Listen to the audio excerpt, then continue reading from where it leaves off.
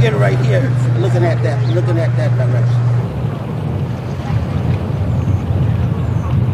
We've seen now several bridge collapses happen over the past couple of years. Obviously, this was a catastrophic event, but that bridge fell very quickly. How concerned should Americans be about the bridges that they're traversing every single day in this country? Well, this is a unique circumstance. I do not know of a bridge that has been constructed to withstand a direct impact from a vessel of this size. What I will say is anytime anything happens to any bridge, we as a country take that and learn from that. Learning from incidents as diverse as what happened to I-95 in Philadelphia, what happened to I-10 in Los Angeles, or another case that we're learning a lot from here, which is the 2007 collapse of I-35 West in Minnesota. Let me emphasize that was a very different circumstance with very different causes, and the NTSB by design is independently leading the investigation of what those causes are. No question that we will take all of that information and apply it in our future work. I'll take it first, and I can pass it off to you, Mayor. Thank you. I know there's a thorough investigation that's going to be going on about everything that took place last night, the things that led up to it, and also the aftermath. And so I don't have any further comments about any concerns that we have about the companies that are involved, because there's still a thorough investigation that's going to take place. Thank you, Mr. Governor. I think we all know this is an unspeakable tragedy. And while, as the governor just said, the investigation is still underway, all of that can wait.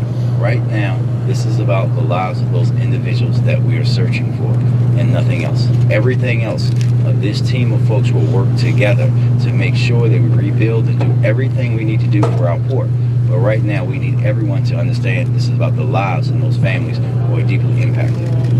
Governor. Mr. Secretary, And I was moved to see the partnership between state as well as county and city personnel, led by the county executive and the mayor, working hand in glove with us and with our sister federal agencies. And if there's one thing I have to say today, it is a note of gratitude for the extraordinary and courageous work of the first responders, some of whom are in that cold water right now, some of whom are from right here, some of whom have traveled in to render mutual aid, all of whom are responding with extraordinary professionalism and whose work has already saved lives. And to those state, county, and local responders, I would add the extraordinary work of the United States Coast Guard.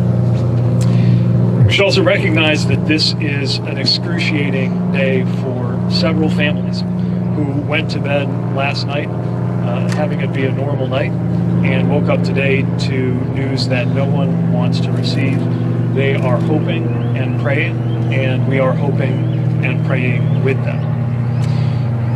We are all putting our arms around the community of Baltimore, and that is true for all of this country. I've even heard from counterparts as far away as the United Kingdom reaching out to express their support to the people of Baltimore. As has been mentioned, I've been in close contact with the governor, the mayor, county leadership, and the congressional delegation. And as President Biden has made clear, the federal government will provide all of the support that they need. Touch with us. It is a team effort, and we're going to make sure that we do everything we can to protect our economy and protect the people of our state. And with that, let me just turn it back to the governor or Secretary Buttigieg. You're doing to make sure other ports are prepared to maybe take on some of that?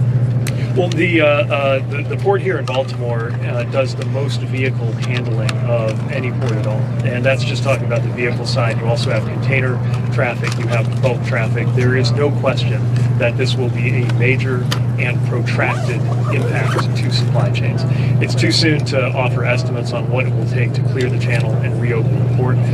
There is one part of the facilities here, Trade Point, which is located at Sparrow Point, which is outside of the part that's blocked, but the main part of the Port of Baltimore is, of course, inside the channel that has been blocked. Last question. This is part of that newly stood up freight office, which along with the Maritime Administration and all of our interagency and intergovernmental partners here, is we're going to make sure we coordinate. There is no central authority that directs maritime traffic the way you have with air traffic. So it's going to be important to have a number of dialogues established with ocean shippers, beneficial cargo owners, port operators, and everybody else who plays a role. Vehicles on the bridge when the vessel hit it. Do you have an update now whether there were actually vehicles on it? bridge. There's still an investigation going on about which vehicles that we had that was on the bridge. The thing that we know that we also can verify though is the quick work of public officials and law enforcement who kept more vehicles from coming onto the bridge. They undoubtedly saved innumerable amount of lives. So you're still looking for 6 people, and that's it as far as you know? Our investigation has not changed. Thank you, Governor, can you tell us Thank about you. the companies Thank you. involved? The companies involved here, the shippers, the owners, the insurance companies. Are you working with them? Thank you. Thank you all.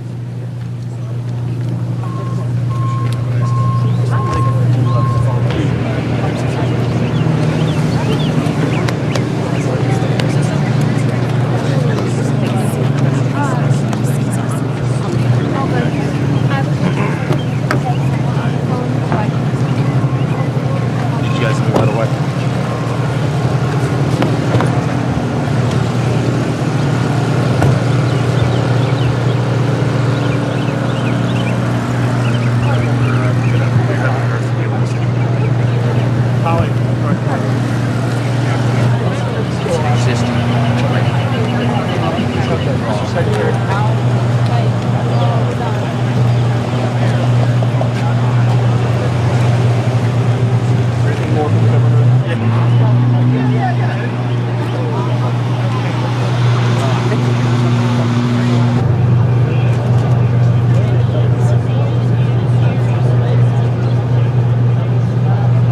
De 6 personene som var her og gjorde vedlikehold.